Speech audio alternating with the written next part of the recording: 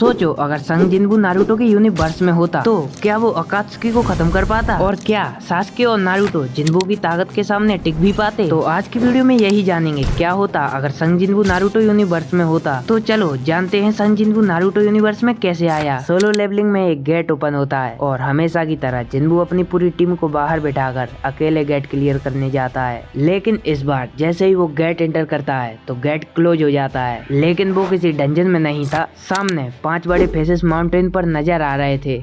हाँ, संग जिन्बू Naruto universe में एंटर कर चुका था। फिर जिन्बू और बेरू उस जगह की पहचान करने लगते हैं, लेकिन जब लोग उन्हें देखते हैं तो वे घबरा जाते हैं और ये खबर जल्द ही सुनाडे तक पहुंच जाती है। और फिर थोड़ी देर बाद जिन्बू को सुनाडे के ऑफिस में बुलाया जाता है और सुनाडे जिन्बू से सवाल करती है कि तुम कौन हो और तुम्हारे साथ ये क्रीचर्स कौन है। जिन्बू सुनाडे को पूरी सिचुएशन समझाता है और अपनी शैडो आर्मी के बारे में भी बताता है, और वो क्लियर करता है कि उसका इरादा तबाही मचाने का नहीं है। सुनाडे उसे चेतावनी देती है और कहती है यहाँ पर कुछ बुरे लोग हैं जिन्होंने ब्लैक और रेड कलर की ड्रेस पहनी हुई है, तुम उनसे संभल कर रहना। फिर जिन्बू बोलता है हाँ मैं उनसे संभल कर रहूंगा, तो अभी के लिए मैं चलता हूँ। जिन्बू हिडनलीफ विलेज को एक्सप्लोर करता है, लेकिन उसे जल्दी महसूस होता है कि यहाँ पर कोई ऐसा चैलेंज नहीं है जिससे वो लेवल अप कर सके। तभी उसे सुनाडे की अकात्सुकी वाली बात याद आती है और फिर जिन्बू सोचता है कि उन्हें अकात्सुकी को हराकर लेवल अप किया जाए। फिर जिन्बू अपने उड़ने वाले ड्रैगन पर बैठ के अकात्सुकी को ढूंढने निकल जाता है। फिर जिन्बू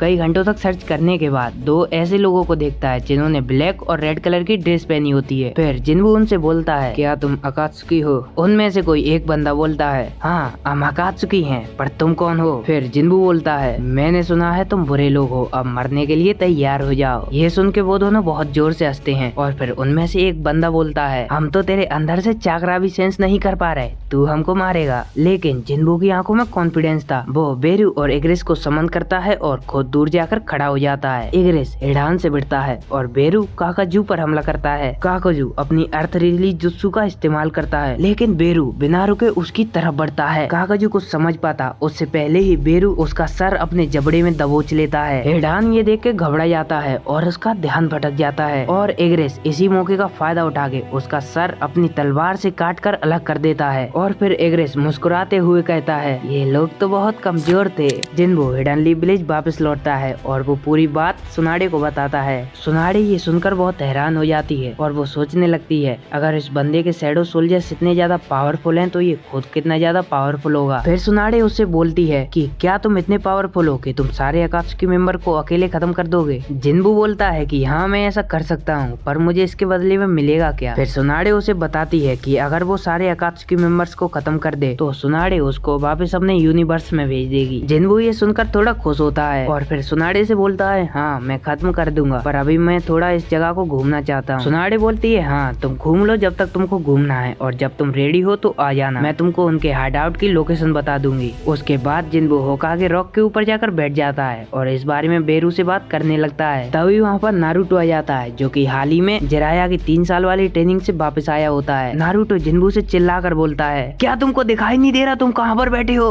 वो हिडनलीफ विलेज के होकागे के फेस हैं, वो विलेज का सिंबल है और तुम उनके ऊपर बैठे हो, जल्दी से नीचे आओ, मैं तुमको छोड़ूंगा नहीं। और फिर इतना कुछ सुनकर बेरू जिन्बू से बोलता है माय लीग आप मुझे इजाजत तो दीजिए, मैं इस बच्चे को यहीं मौत के घाट उतार दूंगा। तो जिन्बू बोलता है अरे नहीं बेरू ये तो बस बच्चा है, तुम अभी के लिए जाओ, इससे मैं निपटता हूँ। फिर जिन्बू नीचे आकर नारुतो से बोलता है हाँ बोलो बच्चे क्या बोल रहे थे तुम? और ये सुनकर नारुतो बोलता है तुम ज्यादा कूल बनने की एक्टिंग मत करो ठीक है, तुम अपने आप को समझते क्या हो, तुम क्या कर रहे थे उन होकागे रॉक के ऊपर? ये सुनकर जिन्बू भी बोलता है मैं तो बस बैठा था, क्यों क्या हुआ? ये सुनकर नारुतो और भड़क जाता है ये तुम अपने आप को समझते क्या हो, अभी भी कूल बनने की एक्टिंग कर रहे हो, मैं तुम्हें 1 वर्सेस 1 फाइट के लिए चैलेंज करता हूँ। ये सब सुनकर जिन्बू सोचता है कि आखिर ये बच्चा है कितना स्ट्रॉन्ग, सो ये मुझे फाइट के लिए इस तरीके से चैलेंज कर रहा है। और जिन्बू नारुतो के चैलेंज को एक्सेप्ट कर लेता है। जिन्बू नारुतो से पूछता है कि फाइट कब स्टार्ट होगी और नारुतो बोलता है मुझे तुमसे अभी ही लड़ना है, मुझे तुम्हारी हेकड़ी निकालने का मन कर रहा है, तुम अपने आप को समझ क्या रहे हो? हाँ बच्चे जैसा तेरा मन। और फिर फाइट स्टार्ट होने ही वाली होती है कि वीडियो खत्म। तो भाई ये इस वीडियो का पहला पार्ट था, अब इसका दूसरा पार्ट 2-3 दिनों में आने वाला है